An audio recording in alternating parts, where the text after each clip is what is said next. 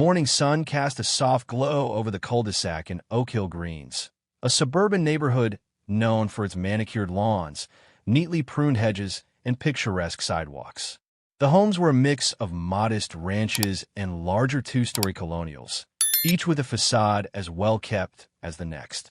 Newcomers often described the place as an idyllic slice of the American dream, where neighbors waved hello, mail arrived promptly, and children rode bikes after school without fear. But beyond this tranquil veneer lay a tightly woven web of HOA regulations that governed just about everything, from the allowable shades of exterior paint to the precise height of fencing. At the center of this web stood Sharon Beckett, a woman in her late 40s, with a constant air of authority and a meticulously crafted hairstyle that never seemed out of place. Many in Oak Hill Greens referred to her, half jokingly and half fearfully, as Karen. Karen, was president of the Oak Hill Greens Homeowners Association, re-elected multiple times thanks to low voter turnout and a reputation for keeping the neighborhood in line. Though she insisted she was only upholding standards, residents whispered that she seemed to enjoy her power a little too much. People had clashed with her over everything from mailbox decorations to the presence of children's chalk art on sidewalks. Now, a fresh conflict was on the horizon, one that would test the community's moral compass like never before. 2 streets away from Karen's meticulously painted colonial, a small moving truck was parked in front of a pale blue bungalow. Unloading boxes were Daniel Morgan and his 11-year-old son, Ryan, along with a chocolate-brown Labrador named Bruno. Ryan was on the autism spectrum, and Bruno was his emotional support dog, an essential companion that helped Ryan navigate the everyday stresses that people often took for granted. That first morning, Daniel felt a sense of optimism about Oak Hill Greens. He had done his homework. The local school was well regarded, and the quiet streets seemed perfect for walking Bruno. Daniel's job as a remote IT consultant meant he could settle just about anywhere, and this suburban spot looked safe and neighborly. Yet as he and Ryan lifted the last of their boxes onto the porch, they noticed a woman across the street, arms folded, eyes fixed on them with an unreadable expression. It was Karen. She said nothing at first, simply observing them like one might watch a peculiar species at the zoo. Unbeknownst to Daniel, that scrutinizing stare was only the beginning of a long, fraught saga, a clash of compassion versus control, with Bruno the Labrador at the center. The next day, Daniel drove Ryan to his new school.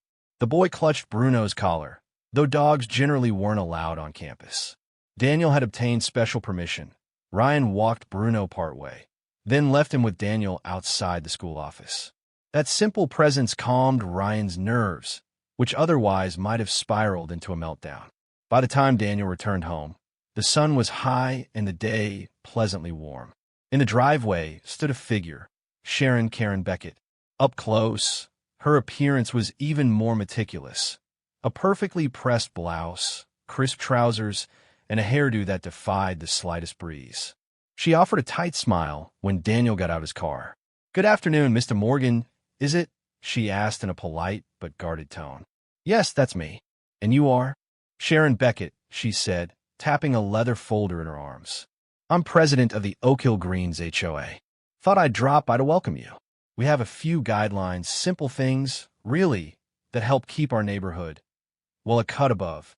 Her gaze traveled to Bruno, who was sniffing around the driveway, tail wagging. Bruno wore a bright harness labeled Emotional Support Dog. Karen's smile faltered slightly. "I see you have a dog. Pets are certainly allowed, of course, but we do have some rules about noise, waste disposal, and proper leashing. I trust you'll follow them to the letter." Daniel nodded, noticing her eyes flick to the harness. "Absolutely. Bruno's well-trained, and we're careful about cleaning up after him. He's also not your average pet. He's my son's emotional support companion." An odd flicker of disapproval passed over Karen's face. "I see," she said briskly. "Well, if you need any clarifications about the bylaws, just let me know." She handed Daniel a thick stack of printed HOA regulations, several dozen pages at least. "We like to maintain a certain standard here," she repeated. With that, she made a quick exit down the sidewalk, leaving Daniel holding the unwieldy packet. He shrugged and glanced at Bruno, who tilted his head in canine confusion. Daniel couldn't shake the feeling that behind Karen's practiced politeness lay a hidden tension, something that might rear its head if they didn't conform to her expectations. One of the selling points of Oak Hill Greens was the small community park near the neighborhood center. It boasted a simple playground, a winding walking path, and a grassy field perfect for dog walking, provided owners picked up after their pets. A week after moving in, Daniel and Ryan headed to the park with Bruno. Ryan had just finished his first few days at the new school, and the transition had been rocky. New teachers, new classmates, new routines. Bruno's calming presence made a world of difference, helping Ryan recover from sensory overload. They reached the park in the late afternoon. Children played on the swings and slides. A few adults sat on benches chatting. Daniel let Ryan hold Bruno's leash while they strolled the walking path. After 2 laps, Ryan insisted on resting at a bench near the playground fence to watch the other kids play. That was when Karen arrived, apparently for a routine check on park cleanliness. She had, unbelievably, brought a clipboard with forms labeled Park Regulations Checklist. Spotting Ryan, Bruno, and Daniel, Karen marched over. "Hello again," she said, tone artificially bright. "How's your settling in going?" Daniel tried to smile. "Going fine, thanks." He gestured to the bench. "Just giving Ryan a break before we head home." Karen nodded, her expression otherwise neutral, until she noticed a small child squealing nearby, startled by Bruno's close presence. The other child was about 3 or 4, and apparently a bit frightened of large dogs.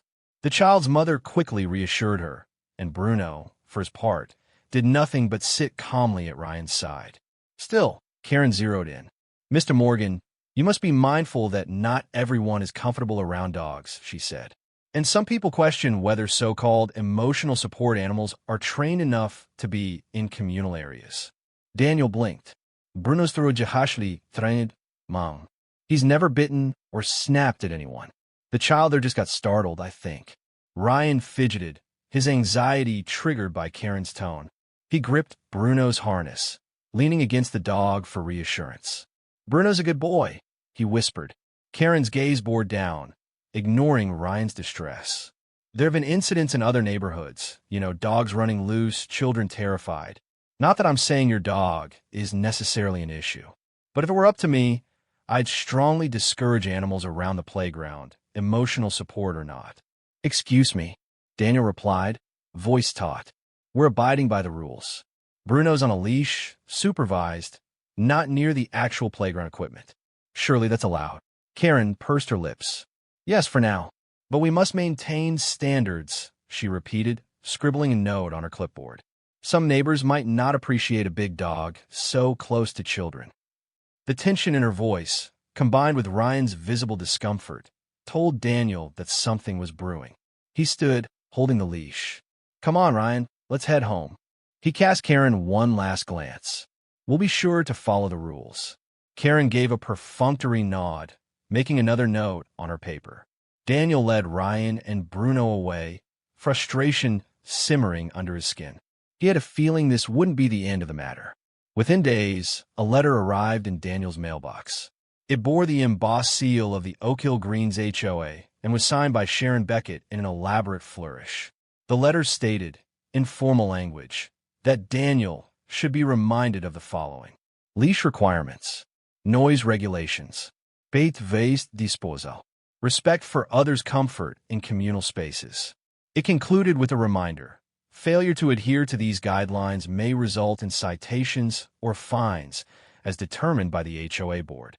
No direct accusation, just enough to signal that Daniel and his dog were now on Karen's radar. Daniel sighed, folding up the letter.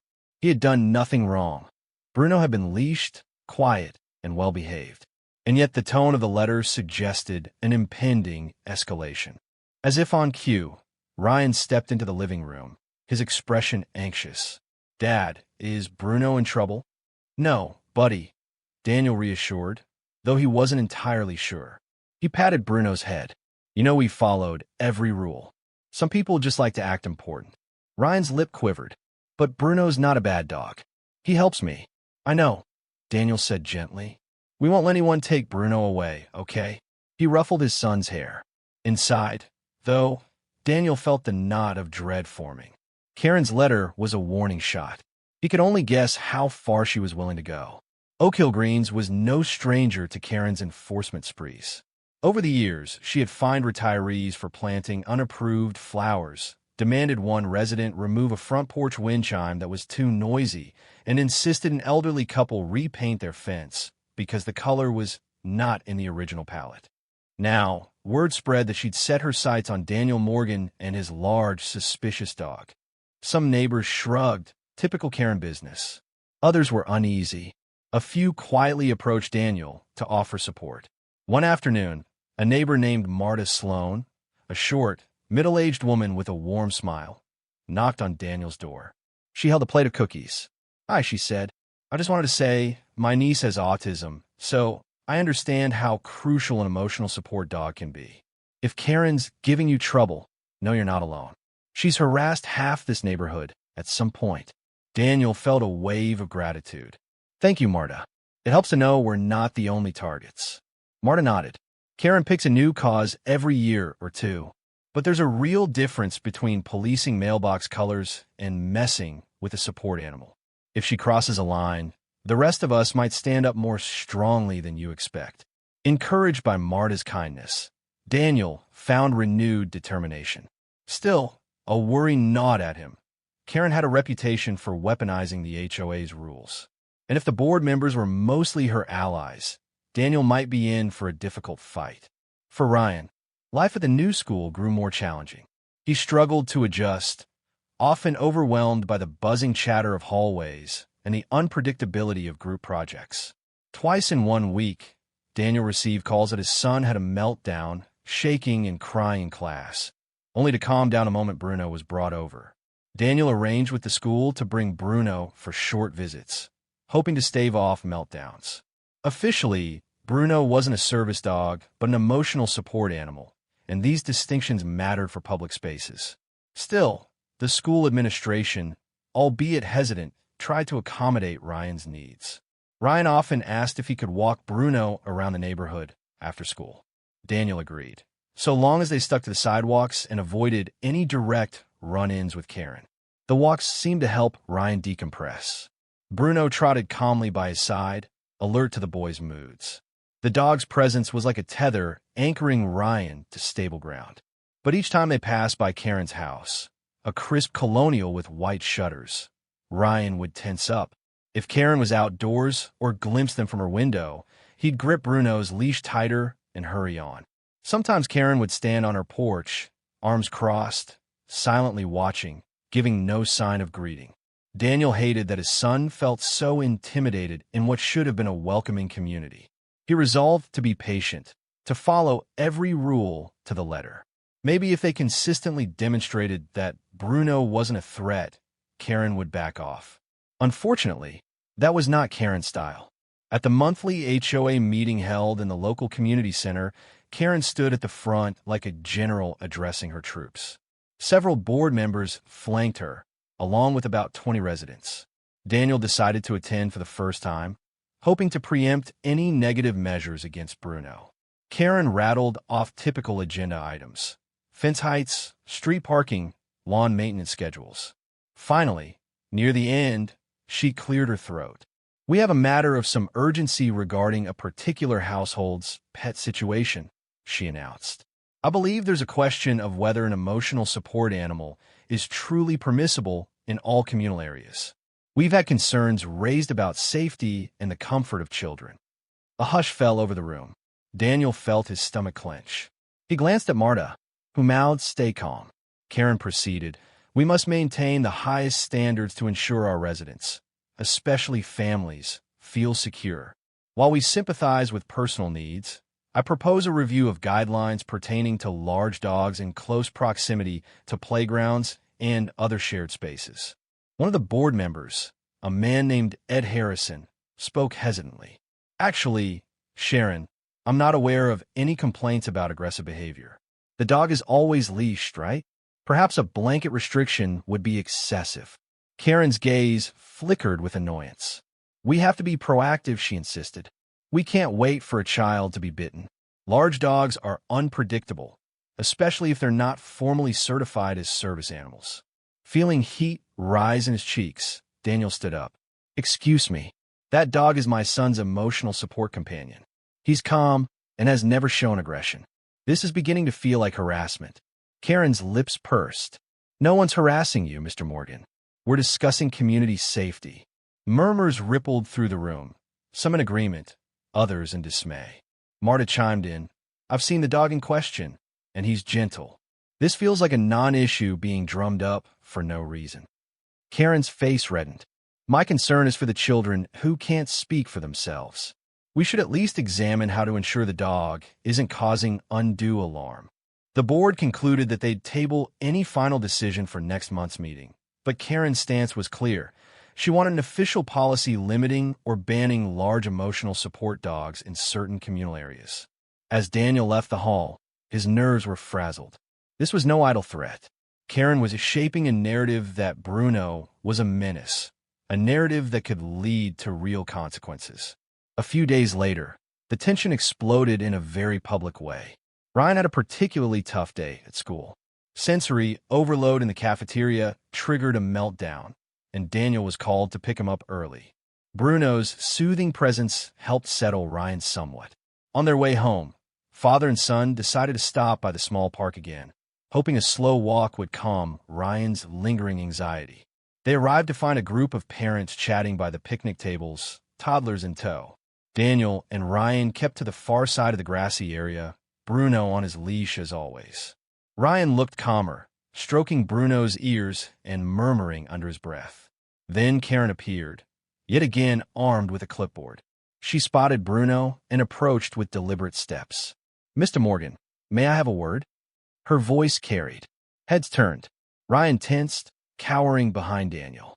Bruno stayed by Ryan's side. Daniel swallowed. Sure, he said curtly. Karen's expression was grave, as though about to deliver dire news. We've spoken about this dog in shared spaces. Some neighbors are uncomfortable with an animal of this size, especially so near children's play areas. I've received new complaints. From behind Karen, a woman with a stroller called out, Sharon, that's not exactly true. I never complained. Karen shot her a look, cutting her off. We have concerns, Karen repeated firmly. And I must ask that you refrain from bringing your dog so close to the playground unless it's officially classified as a service dog. Emotional support alone might not suffice under HOA rules. Daniel felt his heart pound.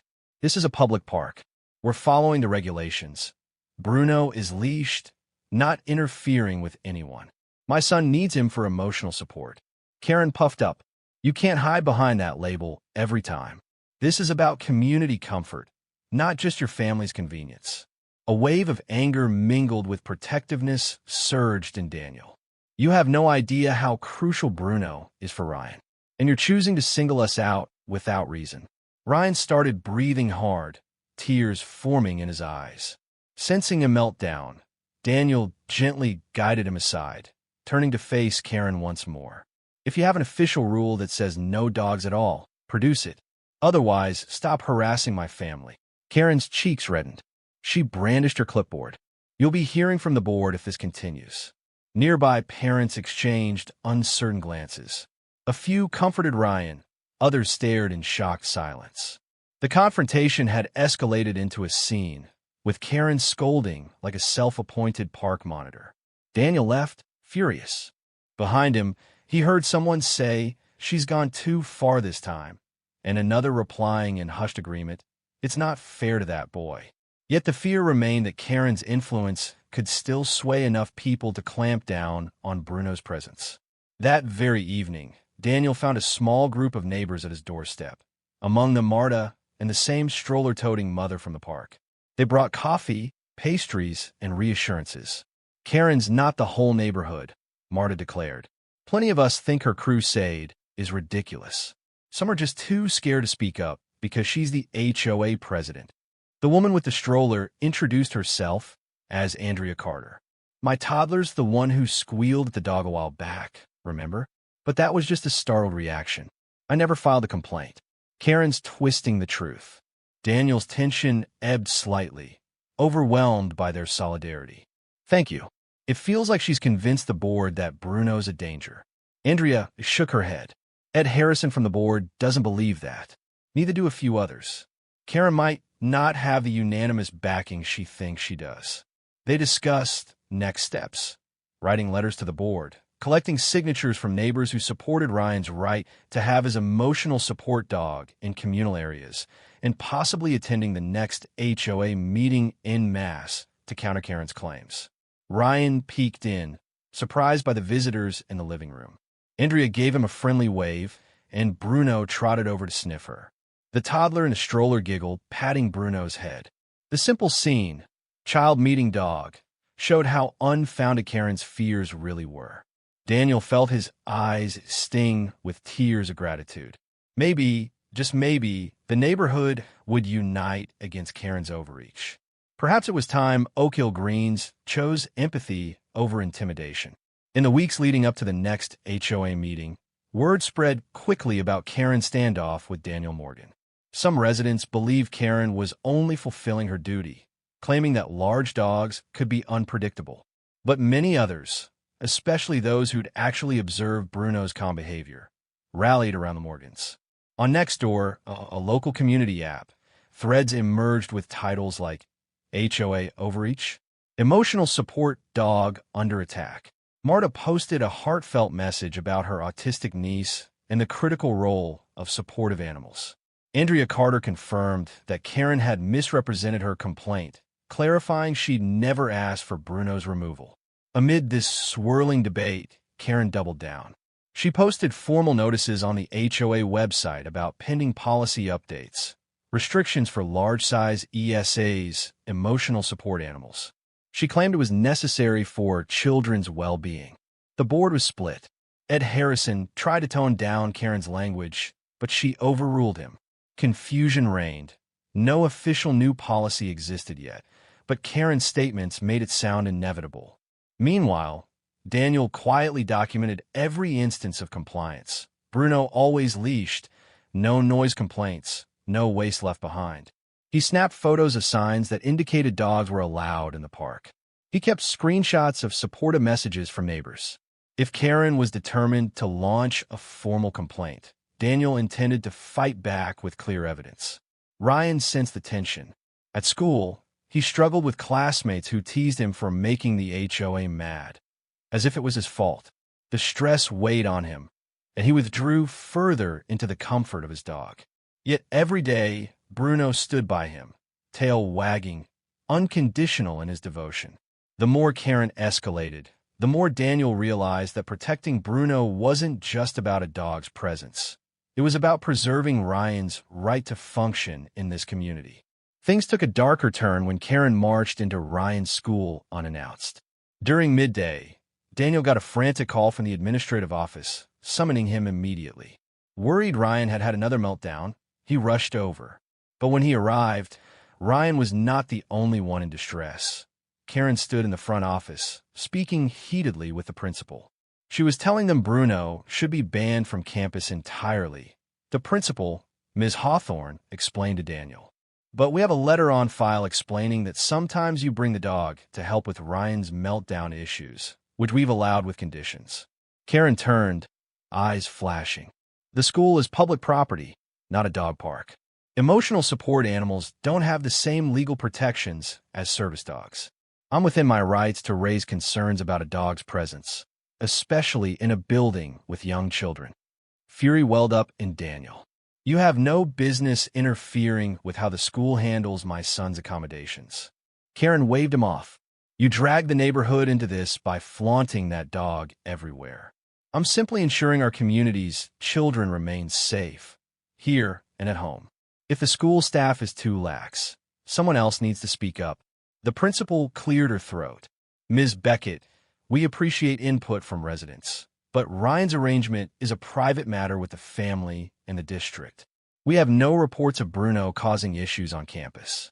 Quite the opposite. He's helped Ryan de-escalate during difficult moments. Karen stiffened, adjusting her flawless hair. Then it seems I must pursue official channels. Good day. She turned on her heel, storming out of the office. Daniel felt relief swirl with apprehension. Karen's aggression had escalated beyond the HOA. She was meddling in Ryan's education now. He thanked Ms. Hawthorne, who apologized for the incident. Ryan, who'd hidden in a corner during the exchange, clung to Bruno. The dog leaned into him, a warm barrier between child and chaos. Daniel stroked Bruno's head. "Don't worry, buddy," he murmured. "We'll fight this." Oak Hill Greens held an annual block party in late spring, a chant for neighbors to mingle with barbecue, potluck dishes, and children's games. Historically, Karen played a central role in organizing this event, ensuring every detail met her standards. This year, the atmosphere was tense.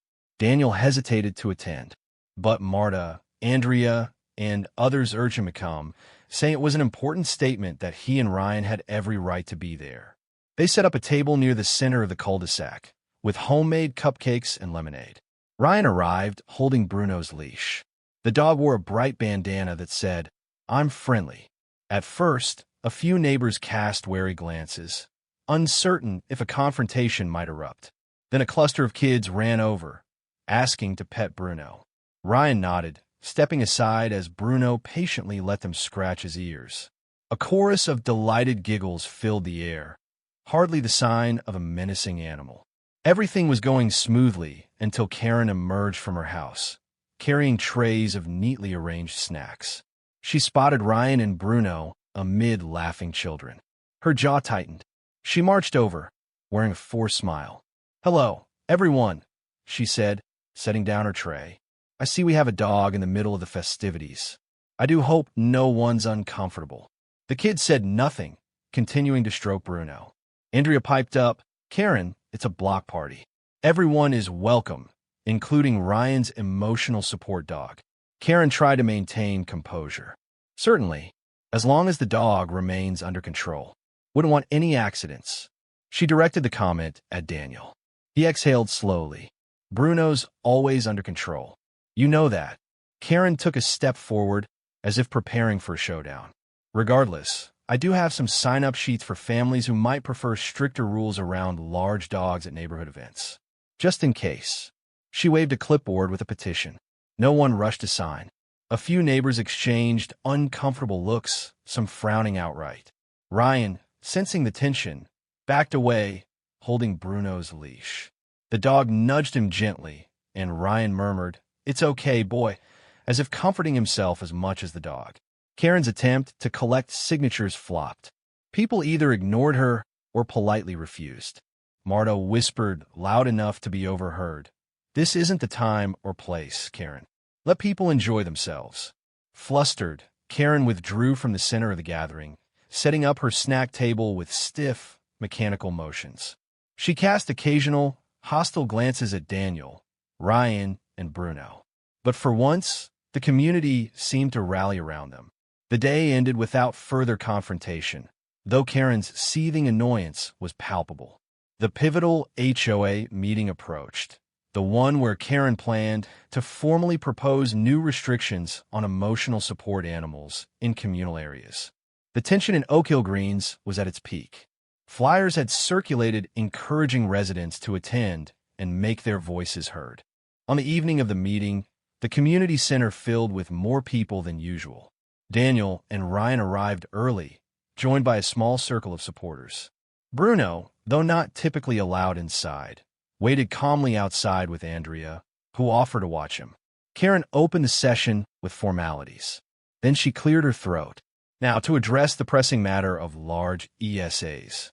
We have legitimate concerns about the presence of dogs, especially those not certified as service animals, roaming near playgrounds and public facilities." She projected an image onto a small screen. A stock photo of a snarling dog, teeth bared.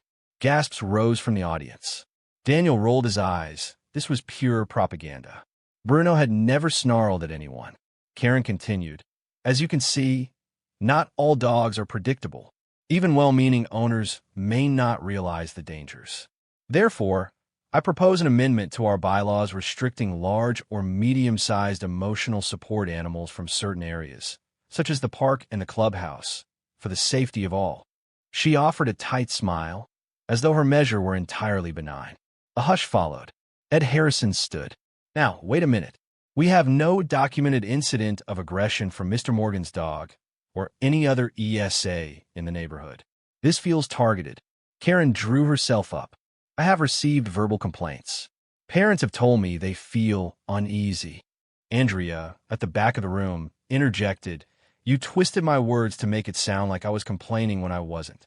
Others have said the same. Marta stepped forward, voice trembling with anger. "Karen, you're using fear tactics, showing pictures of snarling dogs that aren't even from our neighborhood. This is a personal vendetta against Daniel Morgan and his son." A rising wave of chatter ensued. Some residents nodded in agreement. Others looked uncertain. Karen tried to maintain composure. "This is about collective well-being. I'll have you know I visited the local school to raise this concern, which was only prudent." Daniel shot to his feet. "You had no right to harass the school. You're not a parent or a guardian of any child there." Ryan clung to Daniel's side, trembling under the harsh fluorescent lights and the heated voices around them. Karen's face tightened. "I was exercising my duty to protect children in this community." Ed signaled for calm. "Enough. Let's be reasonable. Karen, can you produce any actual evidence that Bruno, this particular dog, poses a threat?" Silence stretched. Karen fiddled with her notes. "He's large, and large dogs can be frightening." "That's speculation," Marta snapped. "We have plenty of neighbors who can attest to Bruno's gentle nature. And I'll remind everyone that Ryan's on the autism spectrum, meaning the dog is crucial for his emotional well-being, denying that is heartless and likely illegal under fair housing guidelines." Karen opened and closed her mouth, her confidence wavering. She shot a desperate glance at her usual supporters. A couple of them lowered their eyes, unwilling to share in her crusade. Ed turned to the board. "Let's vote on whether to adopt Sharon's proposed restrictions or not." All in favor. Only one board member, a longtime friend of Karen's, raised a hand. Opposed? For hands rose. Ed nodded. Motion fails. A soft, collective exhale spread through the room. Daniel felt tension leave his body. Even Ryan managed a small, relieved smile. Karen stood rigid, as though she couldn't believe her plan had been thwarted so decisively. With the proposal shot down, Karen found her authority compromised. The neighbors who'd once feared her petty fines and warnings felt emboldened. Andrea posted a celebratory message online. HOA votes NO on ESA ban. Marta promised Daniel she'd keep watch in case Karen attempted any backdoor tactics. Still, Karen wasn't one to admit defeat graciously. In the following days, she sent out a new flurry of official-looking letters about voluntary guidelines for dog owners, though none carried the force of a board-approved bylaw. Most residents ignored them. She tried lodging noise complaints whenever Bruno barked, though Bruno rarely barked, so those complaints didn't stick. Rumors swirled that a group of neighbors planned to challenge Karen's leadership position in the next HOA election, tired of her endless meddling and sensational fear-mongering. Karen retreated into a kind of sullen vigilance, scanning the neighborhood from her windows, perhaps hoping to catch the Morgans in some violation. For Daniel and Ryan, life carried on. Freed from the immediate threat of a dog ban, they enjoyed simpler routines: morning walks, afternoons at the park, visits to the local library. Ryan still had his struggles at school, but with Bruno's support, he managed better. At home, Daniel felt a renewed sense of belonging. Neighbors often waved or stopped to chat, commending him for standing up to Karen. Yet Daniel couldn't help pitying Karen to some extent. She had lost her moral high ground, and with it, the admiration or fear she once commanded. If only she'd recognized the difference between legitimate safety concerns and a baseless vendetta. Instead, she'd hardened herself, doubling down on the illusion that she was the neighborhood's righteous guardian. Weeks turned into months. Spring melted into early summer. The lawns in Oak Hill Greens looked as pristine as ever, though the internal power dynamics had shifted. Ryan's teacher sent home positive reports. The boy was settling in academically, though still prone to sensory overload. Bruno remained an indispensable ally, keeping Ryan calmer and happier. Every time Daniel watched Ryan curl against Bruno's side during a meltdown, the father felt immeasurable gratitude that they were allowed to live peacefully with this vital companion. Neighbors who once tiptoed around Karen's demands took a firmer stance, united by the realization that her actions had nearly deprived a child of his support animal. While some still found Daniel's presence unusual, especially the dog on school visits, most recognized that the Morgans were good, respectful neighbors. Karen made fewer public appearances, limiting her social interactions to a small circle of friends who still believed in her alarmist outlook. Rumor had it she seethed about the injustice of not being taken seriously. But even her supporters grew weary of championing a lost cause. One evening, Daniel sat on his porch with Ryan, enjoying the soft glow of sunset. Bruno lay at their feet, tail thumping contentedly. Ryan rested his head on Bruno's flank, gazing at the horizon. "Dad," Ryan asked quietly. "Yeah, buddy? Are we going to have to leave if that lady gets mad again?" Daniel's heart clenched. "No, we're here to stay. The rules say Bruno can stay, too." Ryan nodded, relief in his eyes. He patted Bruno gently. "Good." In that small moment, Daniel realized the significance of their victory. It wasn't just about a neighborhood spat. It was about ensuring Ryan could have a semblance of normalcy, a place to belong, free from the whims of a bully masquerading as an HOA leader. Despite her diminished standing, Karen kept searching for an angle to reassert control. She threatened to fine Daniel for excessive noise after Bruno supposedly barked at midnight. Daniel provided time-stamped security camera footage proving Bruno had been sound asleep. The complaint was dismissed. When that failed, she demanded a formal home inspection, claiming Daniel's yard was violating landscaping codes. But Marta, now on the beautification committee, found everything in compliance. The attempt fell flat. Neighbors watched these desperate maneuvers with rolled eyes. More than once, Daniel overheard them murmuring, "She's lost it," or "She can't stand not getting her way." Karen was losing allies daily, and with each failure, her resentment festered. Eventually, the day arrived when the board called a special vote of no confidence in Karen's leadership, triggered by numerous complaints about her harassment of residents. The board's meeting took place in a hushed, almost ominous atmosphere. Karen defended herself in a trembling voice, claiming she was only doing her duty. But the board members had heard enough. They voted to revoke her presidency, effective immediately. Karen walked out of that meeting pale and rigid, ignoring the stares of those she once controlled. She was no longer the figurehead of Oak Hill Greens. A new era had begun, one less dominated by her brand of intimidation. With Karen ousted, Ed Harrison stepped in as interim HOA president. He publicly apologized to Daniel, stating the previous administration had overstepped boundaries. Officially, Bruno was welcomed in community spaces so long as general leash laws were followed, which Daniel always did. Karen, now just another homeowner, retreated behind closed curtains. Some neighbors reported seeing her pacing her living room, glancing furtively at passers-by. The unstoppable force she once seemed had evaporated. One afternoon, though, something surprising happened. As Daniel and Ryan were finishing a walk, Karen's door opened. She stepped onto the porch, looking oddly hesitant. Ryan froze, tension rising. But Karen simply lifted a hand in a half-wave, a gesture more uncertain than aggressive. Daniel nodded politely. For a moment, her expression was unreadable. Regret? Shame? She quickly disappeared back in her house. Daniel couldn't say if that was a half-hearted apology or a fleeting attempt at civility. Perhaps she realized she'd lost the war she started. Or perhaps she still believed she was right, and the world was simply against her. Either way, the neighborhood had moved on. As the seasons cycled, Oak Hill Greens settled into a calmer rhythm.